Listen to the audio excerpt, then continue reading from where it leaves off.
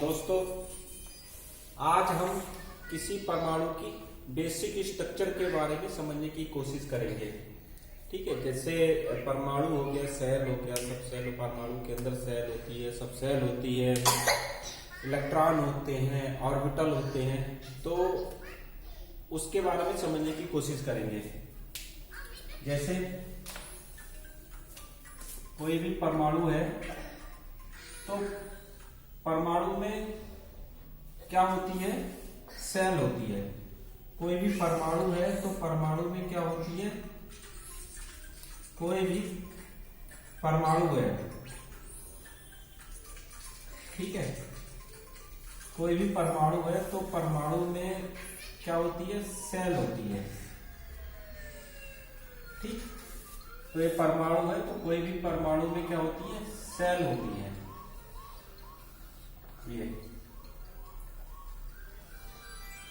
ये सेल होती है।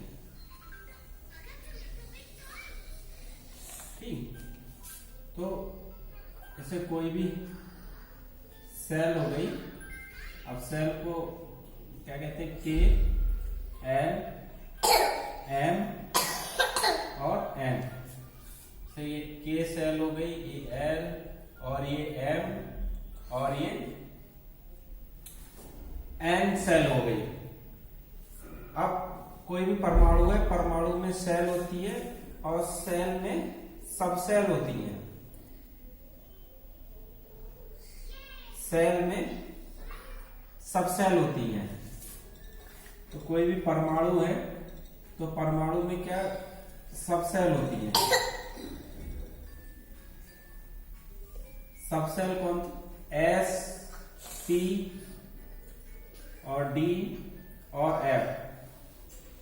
तो ये सेल है और इस सेल में भी क्या होती है? सब सेल होती है। एक तो कोई परमाणु है, परमाणु में क्या होती है? सेल होती है और सेल होती है, सेल में क्या सब सेल होती है, जैसे एस, पी, डी, एफ। तो अब के सेल में क्या? के सेल में कितनी? एक सब सेल होगी।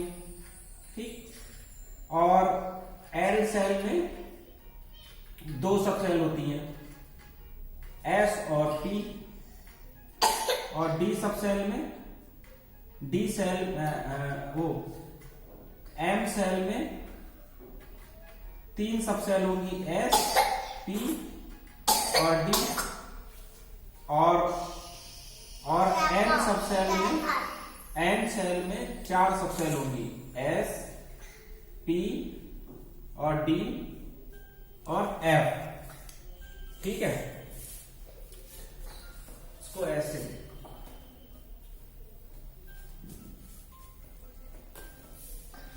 के, एल, एम और एन।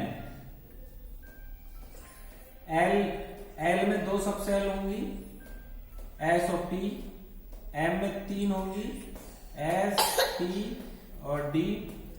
एन में चार होंगी, एस, पी, डी और एफ। ठीक है, इसमें एक होगी, इसमें दो होंगी, इसमें तीन होंगी और इसमें चार होंगी। और परमाणु होता है, उसमें सेल होती है, उसमें सब सेल होती हैं।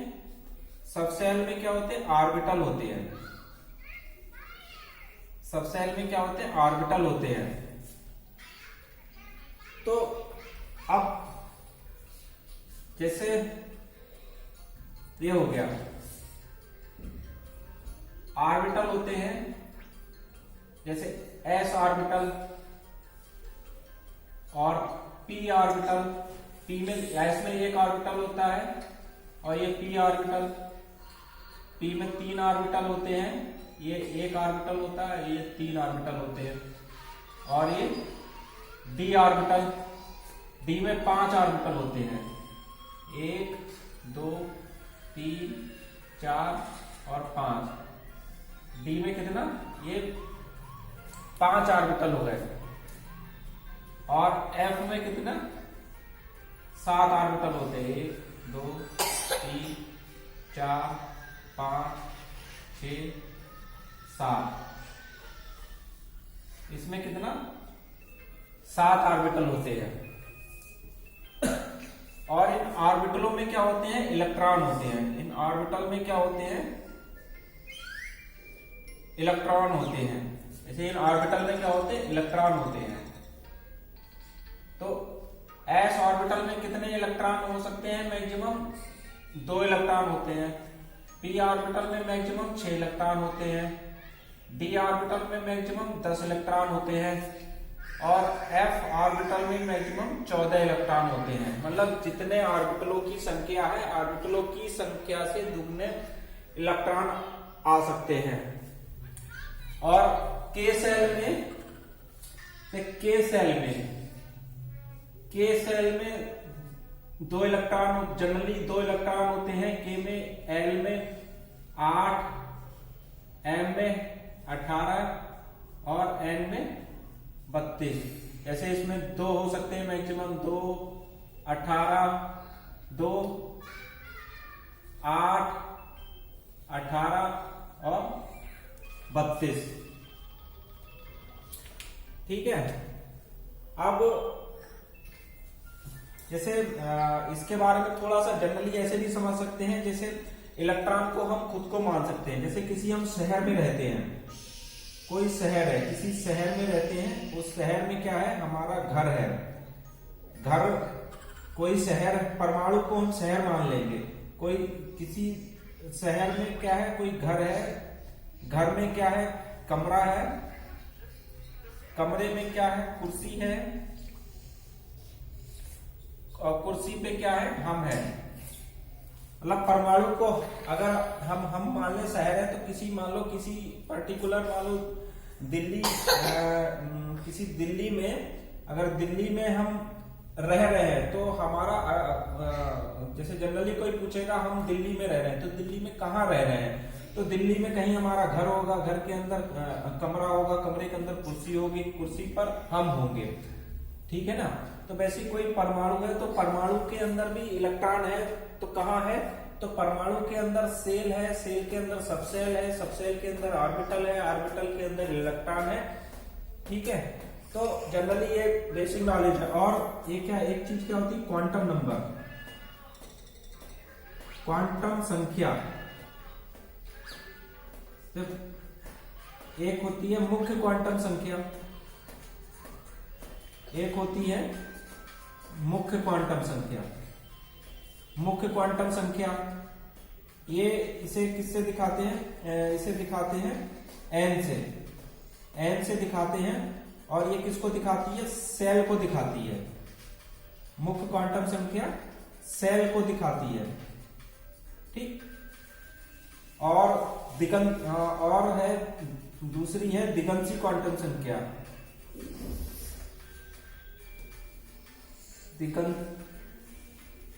दिगंशी क्वांटम संख्या, तो दिगंशी क्वांटम संख्या ये क्या है, इसे एल से दिखाते हैं और ये किसको दिखाती है, सबसेल को दिखाती है, दिगंशी क्वांटम संख्या। और दिगंशी क्वांटम संख्या का मान कितना होता है, 0 से n-1 तक होता है, 0 से n-1 तक होता है।